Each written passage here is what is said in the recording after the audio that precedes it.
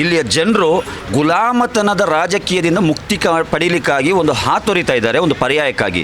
Social democratic party of ಇಂಡಿಯಾದ ಅಭ್ಯರ್ಥಿಯಾಗಿ ನಾನು ಅಹಿಂದ ವರ್ಗದ ಧ್ವನಿಯಾಗಿ ಈ ದಕ್ಷಿಣ ವಿಧಾನಸಭಾ ಕ್ಷೇತ್ರದಲ್ಲಿ ಚುನಾವಣಾ ಕಣದಲ್ಲಿದ್ದೇನೆ. ಕಳೆದ 30-35 ವರ್ಷದಿಂದ ಒಂದೇ ಕುಟುಂಬದವರ ಪಾರುಪತ್ಯ ಇದೆ. ಇಲ್ಲಿ ಒಂದು ರಾಜಮನೆತನ, ಒಂದು ಡೈನೆಸ್ಟಿ ಮಾಡ್ಕೊಂಡಿದ್ರು. ಇದರಿಂದ ಮುಕ್ತಿ ಪಡಿಬೇಕಾದ್ರೆ ಇವರನ್ನು ಒಂದು ಪರ್ಯಾಯವಾಗಿ ನಮ್ಮನ್ನು ಗುರುತಿಸಿದ್ದಾರೆ ಜನರು. ಪ್ರತಿಯೊಬ್ಬರು ಹೇಳ್ತಾ ಇದ್ದಾರೆ, ಇಲ್ಲ ನಮಗೆ ಒಂದು ಬದಲಾವಣೆ ಬೇಕೇ ಬೇಕು. ಸಿದ್ದರಾಮಯ್ಯನವರು ಒಂದು ಕಡೆ ಹೇಳ್ತಾರೆ ನಾನು ಸಾಮಾಜಿಕ ನ್ಯಾಯದ ಹರಿಕಾರ ಅಂತೇಳಿ, ಇನ್ನೊಂದು ಕಡೆ ಇಲ್ಲಿ ಸಾಮಾಜಿಕ ಅನ್ಯಾಯ ಆಗಿದೆ ಇಷ್ಟು ದೊಡ್ಡ, ಒಂದೇ ಒಂದು ಮಾತು ಮಾತಾಡಲ್ಲ. 2005ರಲ್ಲಿ ಗೌರಿ ಲಂಕೇಶ್ ಒಟ್ಟಿಗೆ ಅರೆಸ್ಟ್ ಆದಂತನು ನಾನು.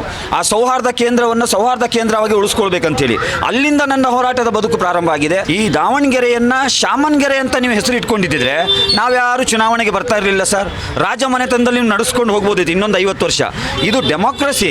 ಇಲ್ಲಿ ಒಂದೇ ಕುಟುಂಬದವರು, ಮಿನಿಸ್ಟ್ರು ಅವರೇ, MP ಅವರೇ, MLA ಅವರೇ, ಅವರ ಮರಿಮಗನಿಗೆ ಮತ್ತೊಂದು MLA. ಹಾಗಾದರೆ ಇಲ್ಲಿರುವಂಥ ಜನರೆಲ್ಲ ಏನು ಗುಲಾಮ್ರ?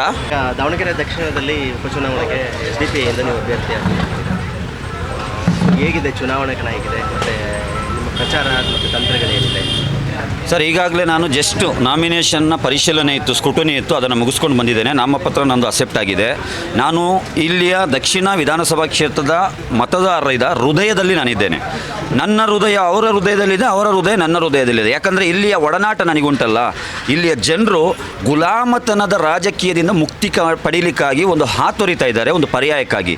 ಸೋಷಿಯಲ್ ಡೆಮೊಕ್ರೆಟಿಕ್ ಪಾರ್ಟಿ ಆಫ್ ಇಂಡಿಯಾದ ಅಭ್ಯರ್ಥಿಯಾಗಿ ನಾನು ಅಹಿಂದ ವರ್ಗದ ಧ್ವನಿಯಾಗಿ ಈ ದಕ್ಷಿಣ ವಿಧಾನಸಭಾ ಕ್ಷೇತ್ರದಲ್ಲಿ ಚುನಾವಣಾ ಕಣದಲ್ಲಿದ್ದೇನೆ. 100% ಎಲ್ಲ ಇಲ್ಲಿಯ ಯುವಕರು ಇರ್ಬೋದು, ಮಹಿಳೆಯರು ಇರ್ಬೋದು, ದುಡಿಯೋ ವರ್ಗದವರು ಇರ್ಬೋದು, ಆಟೋ ಡ್ರೈವರ್ಸ್ ಇರ್ಬೋದು, ನನಗೆ ಬೆಂಬಲ ಕೊಡುವಂಥ ತೀರ್ಮಾನ ಈಗಾಗಲೇ ಮಾಡಿಯಾಗಿದೆ. ಆ ತೀರ್ಮಾನಕ್ಕೆ ಒಂದು ಫಲಿತಾಂಶದ ನಿರೀಕ್ಷೆಯಲ್ಲಿ ನಾನಿದ್ದೇನೆ. ಖಂಡಿತ ಒಂದು ಬದಲಾವಣೆ ಬರಲಿಕ್ಕಿದೆ. ಯಾಕಂದರೆ ಇಲ್ಲಿ ಕಳೆದ 30-35 ವರ್ಷದಿಂದ ಒಂದೇ ಕುಟುಂಬದವರ ಪಾರುಪತ್ಯ ಇದೆ. ಇಲ್ಲಿ ಒಂದು ರಾಜಮನೆತನ, ಒಂದು ಡೈನೆಸ್ಟಿ ಮಾಡ್ಕೊಂಡಿದ್ರು. ಇದರಿಂದ ಮುಕ್ತಿ ಪಡಿಬೇಕಾದ್ರೆ ಇವರನ್ನು ಒಂದು ಪರ್ಯಾಯವಾಗಿ ನಮ್ಮನ್ನು ಗುರುತಿಸಿದ್ದಾರೆ ಜನರು. ಪ್ರತಿಯೊಬ್ಬರು ಹೇಳ್ತಾ ಇದ್ದಾರೆ, ಇಲ್ಲ ನಮಗೆ ಒಂದು ಬದಲಾವಣೆ ಬೇಕೇ ಬೇಕು. ನೀವು ಕೂಡ ನೋಡಿದ್ದೀರಾ, ಪ್ರತಿಭಟನೆಗಳು ನಡೀತಾ ಇದೆ. ಸಾಮಾಜಿಕ ಅನ್ಯಾಯ ಆಗಿದೆ ಇಲ್ಲಿ ದಲಿತರಿಗೆ, ಅಲ್ಪಸಂಖ್ಯಾತರಿಗೆ, ಹಿಂದುಳಿದ ವರ್ಗದವರಿಗೆ. ಸಿದ್ದರಾಮಯ್ಯನವರು ಒಂದು ಕಡೆ ಹೇಳ್ತಾರೆ ನಾನು ಸಾಮಾಜಿಕ ನ್ಯಾಯದ ಹರಿಕಾರ ಅಂತೇಳಿ, ಇನ್ನೊಂದು ಕಡೆ ಇಲ್ಲಿ ಸಾಮಾಜಿಕ ಅನ್ಯಾಯ ಆಗಿದೆ ಇಷ್ಟು ದೊಡ್ಡ, ಒಂದೇ ಒಂದು ಮಾತು ಮಾತಾಡಲ್ಲ. ಡೆಲ್ಲಿಯಿಂದ ಬಂದಂಥ ಡೆಲ್ಲಿವಾಲಾ, ಸುರ್ಜಿವಾಲಾ ಅಂತೆ ಡೆಲ್ಲಿವಾಲಾ, ಅವರು ಬಂದು ಕರ್ನಾಟಕದ ಜನರ ಬಗ್ಗೆ ಒಂದು ದಿನ ಇಲ್ಲಿಯ ಬೀದಿಗೆ ಬಂದಿರಲಿಲ್ಲ. ಅವರು ಒಂದು ದಿನ ಜನರ ಸಂಕಷ್ಟ ಕೇಳಲಿಲ್ಲ. ಇಲ್ಲಿಯ ಜನರು ಇವತ್ತು ಬಹಳ ಜಾಗೃತರಾಗಿದ್ದಾರೆ, ಯುನೈಟ್ ಆಗಿದ್ದಾರೆ. ಅಹಿಂದ ಮತಗಳು ಇಲ್ಲಿ 29 ಸಾವಿರ ದಲಿತ ಮತಗಳಿವೆ. ನಾನು ಒಳ ಮೀಸಲಾತಿ ಹೋರಾಟಕ್ಕಾಗಿ ಉಡುಪಿಯಿಂದ ಬೆಳಗಾವಿಗೆ ಪಾದಯಾತ್ರೆ ಮಾಡಿದ್ದೇನೆ ನಾನು. ಅದೇ ರೀತಿ ದಿನೇಶ್ ಕನ್ಯಾಡಿ ಹತ್ಯೆಯಾದಾಗ ದಕ್ಷಿಣ ಕನ್ನಡದಲ್ಲಿ ಬೆಳ್ತಂಗಡಿಯಿಂದ ಜಿಲ್ಲಾಧಿಕಾರಿ ಕಚೇರಿಯವರೆಗೆ 48 ಕಿಲೋಮೀಟರ್ ಪಾದಯಾತ್ರೆ ಮಾಡಿದ್ದೇನೆ. ಇದೆಲ್ಲವೂ ಕೂಡ ನಾನು ಓಟಿಗಾಗಿ ಮಾಡಲಿಲ್ಲ, ಅದು ನನ್ನ ಜವಾಬ್ದಾರಿ. ಒಬ್ಬ ಹೋರಾಟಗಾರನಾಗಿ ಕಳೆದ 30 ವರ್ಷದಿಂದ ನಾನು ನಿಮಗಾಗಿ ಧ್ವನಿ ಎತ್ತುತ್ತಾ ಬಂದಿದ್ದೇನೆ.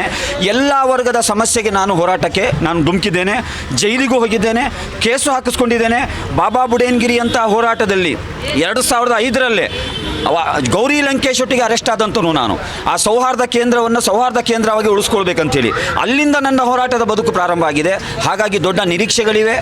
ಎಲ್ಲೆಲ್ಲ ಕ್ಯಾಂಪೇನಿಗೆ ಹೋದರೆ ಯುವಕರು ಹೇಳ್ತಾ ಇದ್ದಾರೆ, ನಿಮ್ಮಿಂದ ನಾವೇನು ನಿರೀಕ್ಷೆ ಮಾಡಲ್ಲ, ಒಂದೇ ನಿರೀಕ್ಷೆ, ನೀವು ವಿಧಾನಸಭೆಯಲ್ಲಿ ಮಾತಾಡೋದನ್ನು ನಾವು ನೋಡಬೇಕೆಂಬಂತಹ ಆಶಾಭಾವನೆಯನ್ನು ವ್ಯಕ್ತಪಡಿಸ್ತಾ ಇದ್ದಾರೆ. ಖಂಡಿತ ನಾನು ಒಂದು ವೇಳೆ ಇಲ್ಲಿಯ ಜನರು ಆಶೀರ್ವಾದ ಮಾಡಿದರೆ ಇಡೀ ಅಹಿಂದ ವರ್ಗದ ಧ್ವನಿಯಾಗಿ ವಿಧಾನಸಭೆಯಲ್ಲಿ ನಿಮ್ಮ ಹಕ್ಕುಗಳಿಗಾಗಿ ದೊಡ್ಡ ಹೋರಾಟ ಮಾಡಲಿಕ್ಕಿದ್ದೇನೆ.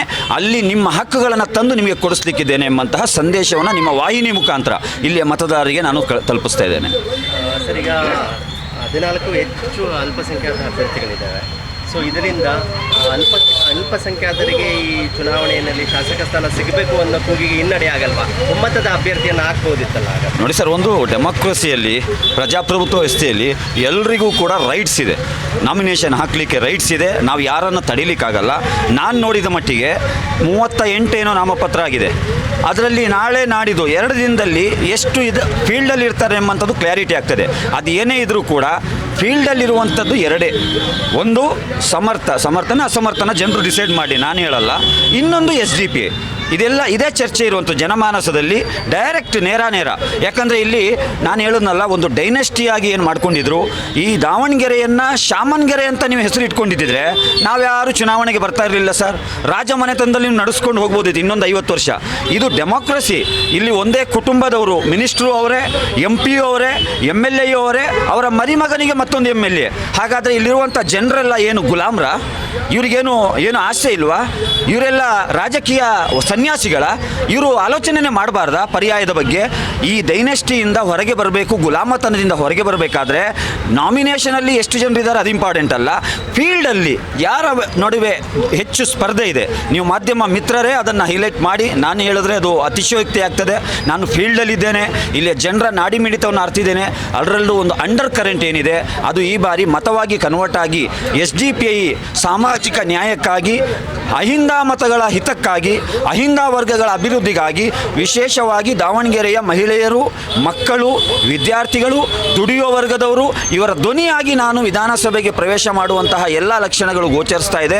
ನಿಮ್ಮೆಲ್ಲರ ಆಶೀರ್ವಾದ, ಮತದಾರ, ಅನ್ನದಾನ, ರಕ್ತದಾನ, ಕನ್ಯಾದಾನಕ್ಕಿಂತ ಶ್ರೇಷ್ಠವಾದ ದಾನಗಳ ಸಾಲಿನಲ್ಲಿ ಸೇರುವಂಥ ಈ ಮತದಾನವನ್ನು ಯಾವುದೇ ಆಮಿಷಗಳಿಗೆ ಬಲಿಯಾಗದಲೆ ನೀವು ನನ್ನ ಪರವಾಗಿ ನೀವು ಮತವನ್ನು ನೀಡಿದರೆ ನಿಮ್ಮ ಋಣ ತೀರಿಸಲಿಕ್ಕೆ ನಾನು ಯಾವುದೇ ತ್ಯಾಗಕ್ಕೂ ನಾನು ಸಿದ್ಧನಿದ್ದೇನೆ ಅಂತೇಳಿ ನಾನು ಹೇಳಲಿಕ್ಕೆ ಬಯಸ್ತೇನೆ.